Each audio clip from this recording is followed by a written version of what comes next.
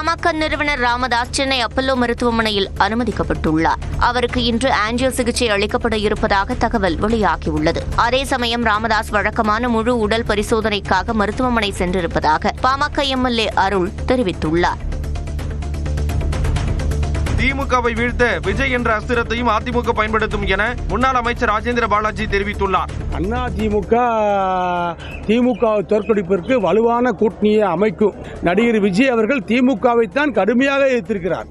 ஆகவே எல்லோரையும் நாங்கள் அழைப்போம். திமுகவை தோற்கடிக்க, திமுகவை வீட்டுக்கு அனுப்ப எல்லா அஸ்திரங்களையும் அதிமுக பயன்படுத்தும்.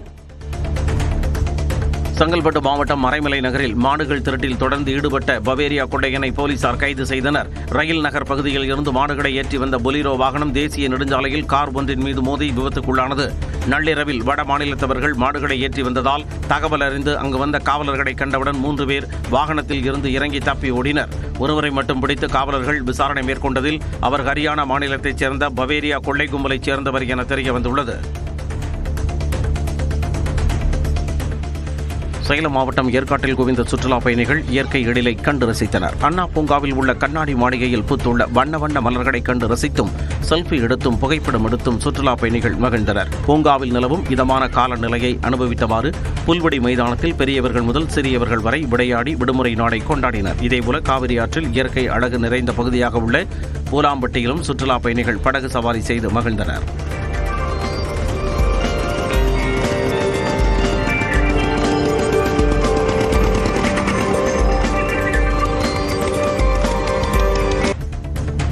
நெல்லை மாவட்டம் அம்பை அருகே தேவாலயத்திற்குள் சுற்றித் திரிந்த கரடியால் மக்கள் அச்சமடைந்துள்ளனர். செட்டிமேடு கிராமத்தில் உள்ள தேவாலயத்திற்குள் நள்ளிரவில் புகுந்த கரடி உணவு தேடி சுற்றித் திரிந்தது. இது தொடர்பான வீடியோ வெளியான நிலையில் கரடியை விரைந்து பிடிக்க கோரி கிராம மக்கள் வனத்துறைக்கு கோரிக்கை விடுத்துள்ளனர்.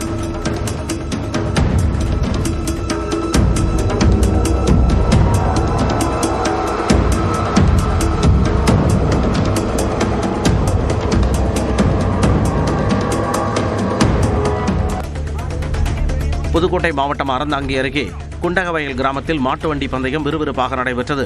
மதுரை, திருச்சி, தஞ்சாவூர், புதுக்கோட்டை உள்ளிட்ட பகுதிகளில் இருந்து வந்திருந்த 100க்கும் மேற்பட்ட இரட்டை மாட்டு வண்டிகள் போட்டியில் பங்கேற்றன.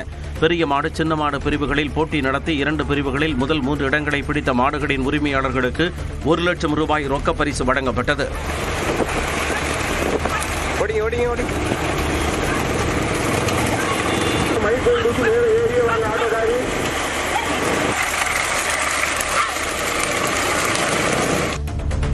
ராணிப்பேட்டை மாவட்டம் அரக்கோணம் அருகே திருவனந்தபுரம் எக்ஸ்பிரஸ் ரயில் சக்கரத்தில் புகை வந்ததால் உடனடியாக ரயில் நிறுத்தப்பட்டது. திருவனந்தபுரத்திலிருந்து அரக்கோணம் வழியாக சென்னைக்கு சென்ற சூப்பர் ஃபாஸ்ட் ரயில் மேல்பாக்கம் பகுதியில் வந்தபோது சக்கரத்திலிருந்து திடீரென புகை வெளியானது. அதையடுத்து ரயிலை உடனே நிறுத்திய பைலட் ரயில்வே அதிகாரிகள் மற்றும் ஊழியர்களுக்கு தகவல் அளித்துள்ளனர். பின்னர் அவர்கள் வந்து பார்த்தபோது மின் மோட்டாரில் புகை வந்தது தெரியவந்தது.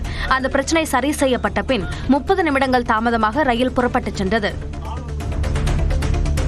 சேலம் மாவட்டம் கெங்கவல்லி அருகே கிரிக்கெட் விளையாடுவதில் ஏற்பட்ட தகராறில் நடு ரோட்டில் பட்டாக்கத்தியுடன் சண்டையிட்ட 2 கைது செய்யப்பட்டனர். நடுவலூர் ஊராட்சிக்குட்பட்ட பள்ளக்காடு மோட்டூர் கிராமத்தில் அப்பகுதி இளைஞர்களுக்கு இடையே நடைபெற்ற கிரிக்கெட் போட்டியில் வெற்றி பெற்றவர்கள் மது போதையில் தகராறில் ஈடுபட்டுள்ளனர். மணிவண்ணன் என்பவர் பட்டாக்கத்தியை காட்டி மணிகண்டன் என்பவரை மிரட்டியுள்ளார். கெங்கவல்லி காவல் நிலையத்தினர் இருவரையும் கைது செய்து விசாரணை மேற்கொண்டு வருகின்றனர். நியூஸ் 18 தமிழ்நாடு செய்தி எதிரொலியாக திருவாரூர் மாவட்டம் திருத்துறைப்பூண்டியிலிருந்து முத்துப்பேட்டை செல்லும் 30 கிலோமீட்டர் சாலை அமைக்கும் பணி தீவிரமாக நடைபெறுகிறது. ராமேஸ்வரம், கன்னியாகுமரி, திருச்செந்தூர் உள்ளிட்ட பகுதிகளுக்கு செல்லும் முக்கிய சாலை குண்டும் குழியுமாக உள்ளதால் வாகன ஓட்டிகள் கடும் அவதிக்குள்ளானதுடன் விபத்தில் சிக்கிக்கொள்ளும் நிலை இருந்தது. இது தொடர்பாக நியூஸ் 18 தமிழ்நாடு தொலைக்காட்சியில் செய்தி வெளியிடப்பட்ட நிலையில் சாலையை சீரமைக்கும் பணி தொடங்கியுள்ளது. சென்னை வண்ணாரப்பேட்டை கப்பல் போல் தெரு பகுதியில் வீட்டின் கீழே நிறுத்தி வைக்கப்பட்டிருந்த கார் திடீரென தீப்பிடித்து எரிந்த சம்பவம் அதிர்ச்சியை ஏற்படுத்தியுள்ளது. கிருஷ்ணவேணி என்பவர் தனது குடும்பத்தினரோடு திருவண்ணாமலை கோயிலுக்கு சென்று திரும்பிய பிறகு காரை தனது வீட்டின் தரைத்தளத்தில் நிறுத்தியிருந்தார். கார் திடீரென தீப்பற்றி எரிந்தது. ராயபுரம் தீயணைப்பு நிலையத்தினர் வருவதற்குள் தீப்பற்றிய கார் முழுவதுமாக கருகியது. இதுகுறித்து தண்டையார்பேட்டை காவல் நிலையத்தினர் வழக்கு பதிவு செய்து விசாரணை மேற்கொண்டு வருகின்றனர். சேலம் புதிய பேருந்து நிலையம் அருகே அடுத்தடுத்து செயல்படும் டாஸ்மாக் கடைகளின் எண்ணிக்கையை குறைக்க வலியுறுத்தி மார்க்சிஸ்ட் கம்யூனிஸ்ட் கட்சியினர் காத்திருப்பு போராட்டத்தில் ஈடுபட்டனர். சேலம் புதிய பேருந்து நிலையத்திலிருந்து மெய்யனூர் செல்லும் சாலையில் 200 மீட்டர் தொலைவிற்குள் 5 டாஸ்மாக் கடைகள் அடுத்தடுத்து செயல்பட்டு வருகின்றன. இதனால் பொதுமக்கள், வாகன ஓட்டிகள், சாலையோர வியாபாரிகளுக்கு இடையூறு ஏற்படுவதாக கூறப்படுகிறது. இதனையடுத்து மதுக்கடைகளின் எண்ணிக்கையை குறைக்க வலியுறுத்தி போராட்டம் நடைபெற்றது. நீலகிரி மாவட்டம் குன்னூர் வெலிங்டன் ராணுவ பயிற்சி முகாம் சார்பில் உடல் நலம் குறித்த விழிப்புணர்வு மாரத்தான் நடைபெற்றது. 21, 10 மற்றும் 5 என 3 பிரிவுகளாக நடைபெற்ற மாரத்தானில் மகளிர் உட்பட 1000க்கும் மேற்பட்டோர் கலந்து கொண்டனர். தங்கராஜ் மைதானத்தில் தொடங்கி ராணுவ பயிற்சி கல்லூரி வழியாக விளையாட்டு மைதானம் வரை நடந்த மாரத்தான் போட்டியில் வெற்றி பெற்றவர்களுக்கு பரிசுகள் வழங்கப்பட்டன. கன்னியாகுமரி மாவட்டம் நாகர்கோவில் அருகே 100 வயதுடைய தம்பதியின் 75வது திருமண ஆண்டை குடும்பத்தினர் விமர்சையாக கொண்டாடினர். வேதவாணிக்கும் உமைய பார்வதி தம்பதிக்கு 3 மகன்கள், 1 மகள், 32 பேர குழந்தைகளும் உள்ளனர். இவர்கள் அனைவரும் ஒன்று கூடி வேதவாணிக்கும் உமைய பார்வதி தம்பதிக்கு யாக பூஜையுடன் கனகாபிஷேக விழா நடத்தி பாத பூஜை செய்தனர். தொடர்ந்து ஊர் மக்களுக்கும் விருந்தளிக்கப்பட்டது.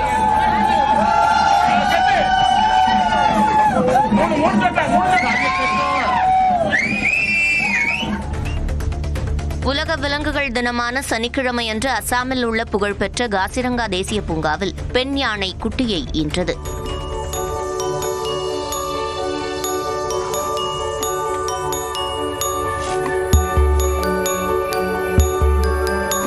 பூங்கா நிர்வாகம் இந்த குட்டி யானைக்கு மாயாபினி என்று பெயரிட்டுள்ளனர்.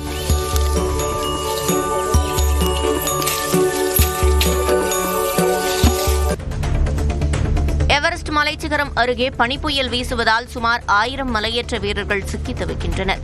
உலகின் மிக உயரமான மலைப்பகுதியான எவரெஸ்ட் சிகரத்தின் கிழக்கு பகுதியில் கடும் பனிப்புயல் வீசி வருகிறது. இதில் வெவ்வேறு நாடுகளைச் சேர்ந்த சுமார் 1000 வீரர்கள் மலையில் இருந்து கீழே இறங்க முடியாமல் சிக்கித் தவிக்கின்றனர்.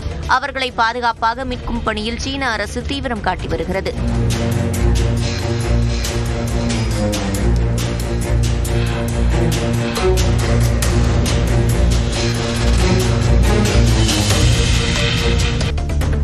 போர் நிறுத்தம் தொடர்பாக எகிப்தில் ஹமாஸ் அமைப்பினருடன் இஸ்ரேல் இன்று பேச்சுவார்த்தை நடத்துகிறது. எகிப்து தலைநகர் கெய்ரோவில் நடைபெறவுள்ள இந்த பேச்சுவார்த்தையில் மத்திய கிழக்கு நாடுகளுக்கான அமெரிக்காவின் சிறப்பு தூதர் ஸ்டீவ் விட்காஃப் கலந்து கொள்கிறார். இதில் அமெரிக்காவின் 20 அம்ச திட்டம் குறித்து விரிவாக பேச்சுவார்த்தை நடத்தப்படும் என எதிர்பார்க்கப்படுகிறது.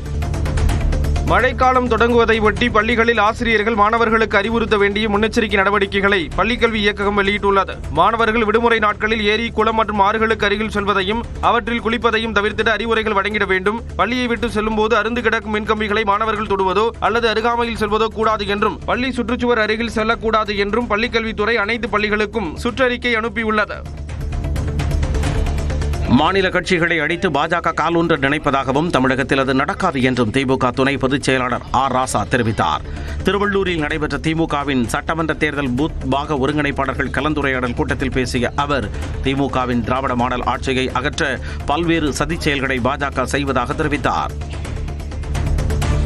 கள்ளக்குறிச்சி மாவட்டம் உளுந்தூர்பேட்டை அருகே கார் மீது கார் மோதிய விபத்தில் அதிமுக மாநில செய்தி தொடர்பாளர் கல்யாணசுந்தரம் உட்பட 3 பேர் லேசான காயமடைந்தனர். தொழுப்பேடு பகுதியைச் சேர்ந்த சிவக்குமார் என்பவர் காரில் திருச்சியிலிருந்து சென்னைக்கு சென்றார். இவர் எறையூர் பகுதியில் சென்றபோது தூக்க கலக்கத்தில் காரை திடீரென இடதுபுறமாக திருப்பியுள்ளார். அப்போது பின்னால் வந்த கார் இவரது கார் மீது மோதி சாலையோர பள்ளத்தில் கவிழ்ந்தது. இந்த விபத்தில் பின்னால் வந்த காரில் பயணித்த அதிமுக மாநில செய்தி தொடர்பாளர் கல்யாணசுந்தரம் உட்பட 3 பேர் லேசான காயமடைந்தனர். தீபாவளி பண்டிகை நெருங்கும் நிலையில் சென்னை தியாகராய நகரில் புத்தாடைகளை வாங்க மக்கள் குவிந்தனர். உஸ்மான் சாலை, பாண்டி பஜார், ரங்கநாதன் தெரு உள்ளிட்ட பகுதிகளில் உள்ள துணிக்கடைகளில் மக்கள் கூட்டம் அலைமோதியது. பண்டிகையை முன்னிட்டு புது ரகங்களில் ஆடைகள் குவிந்த நிலையில் அதனை வாங்க மக்கள் அதீத ஆர்வம் காட்டினர். ஞாயிறு விடுமுறை காரணமாக ஏராளமானோர் திரண்டதால் அங்கு போக்குவரத்து நெரிசலும் ஏற்பட்டது. காவல்துறையினர் தீவிர கண்காணிப்பில் ஈடுபட்டனர். சூப்பரா இருக்கு. இங்க டாப்ஸ் தான் பார்த்தேன், ரொம்ப நல்லா இருக்கு. 3 டாப் வந்து 500 அவ்வளவுதான். ஆனா செம்மையா இருக்கு. டாப்லாம் பார்த்தேன், ரொம்ப பிடிச்சிருந்துச்சு. பொள்ளாச்சி அருகே தேவாலயம் முன் நிறுத்தப்பட்டிருந்த கார் திடீரென தீப்பற்றியதால் பரபரப்பு ஏற்பட்டது. ஞாயிறு பிரார்த்தனைக்காக வந்த பக்தர் ஒருவரின் காரில் திடீரென புகை வெளியேறிய நிலையில் சிறிது நேரத்தில் தீப்பற்றியது. இதையடுத்து அங்கிருந்த இளைஞர்கள் துரிதமாக செயல்பட்டு தீயை அணைத்தனர்.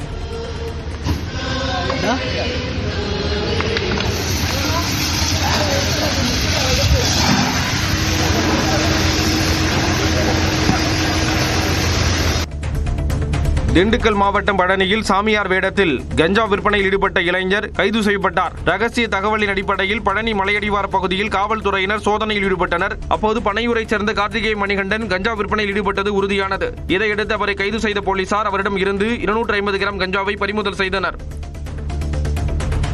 விழுப்புரம் அருகிலுள்ள மரகதபுரம் கிராமத்தில் ஒரே பெண்ணுடன் இருவர் திருமணத்தை மீறிய உறவில் இருந்த பிரச்சனையில் ஒருவரின் அந்தரங்க உறுப்பு அறுக்கப்பட்ட சம்பவம் பரபரப்பை ஏற்படுத்தியுள்ளது. மரகதபுரம் ஆற்றங்கரை ஓரத்தில் படுகாயங்களுடன் கிடந்த கூலி தொழிலாளி சங்கர் என்பவரை மீட்டு பொதுமக்கள் விழுப்புரம் அரசு மருத்துவக் கல்லூரி மருத்துவமனைக்கு சிகிச்சைக்காக அனுப்பி வைத்தனர். அவரிடம் விசாரணை மேற்கொண்டதில் இருவேல்பட்டு கிராமத்தைச் சேர்ந்த அன்புவும் சங்கரும் திருமணமான ஒரே பெண்ணுடன் திருமணத்தை மீறிய உறவில் இருந்ததால் பிரச்சனை ஏற்பட்டு அன்பு என்பவர் சங்கரை தாக்கியதாக தெரிகிறது. போலீசார் வழக்கு பதிவு செய்து அன்புவை தேடி வருகின்றனர். திருப்பூர் மாவட்டம் பல்லடம் சித்தம்பலம் நவக்கிரக கோட்டையில் தன்னார்வ அமைப்புகள் ஒன்றிணைந்து நடத்திய திருக்குறள் முற்றோதல் நிகழ்ச்சியில் 1500க்கும் மேற்பட்ட பள்ளி மாணவர்கள் முற்றோதல் செய்தனர். மாணவ மாணவிகளுக்கு திருக்குறளை ஒன்றி வாழும் வாழ்வியலை கற்பிக்கும் நோக்கில் இந்த திருக்குறள் முற்றோதல் நிகழ்ச்சி நடத்தப்பட்டது.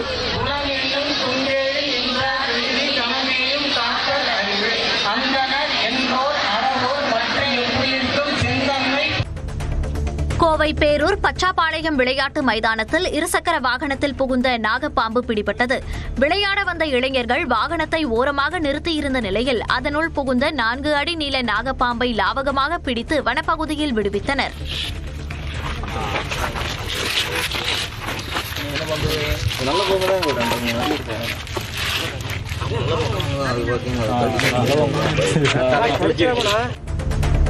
ஜம்மு காஷ்மீரின் உத்தம்பூர் மாவட்டத்தில் தோளில் ஆட்டோவை சுமந்து மறுகரையில் சேர்த்தனர். அண்மையில் பெய்த கனமழையால் பாலம் அடித்துச் செல்லப்பட்ட நிலையில் பழுதடைந்த ஆட்டோவை தோளில் சுமந்து ஆற்றை கடந்தனர்.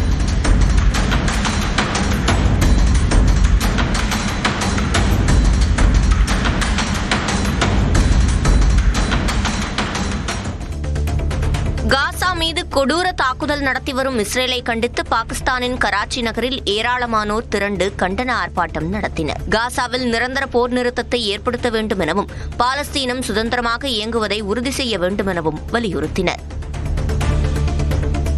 உலகின் முதல் மின்சார படகு போட்டி நைஜீரிய நாட்டின் லாகோஸ் நகரில் நடைபெற்றது. இதில் பேட்டரியில் இயங்கும் படகுகள் மின்னல் வேகத்தில் சீறி பாய்ந்தன.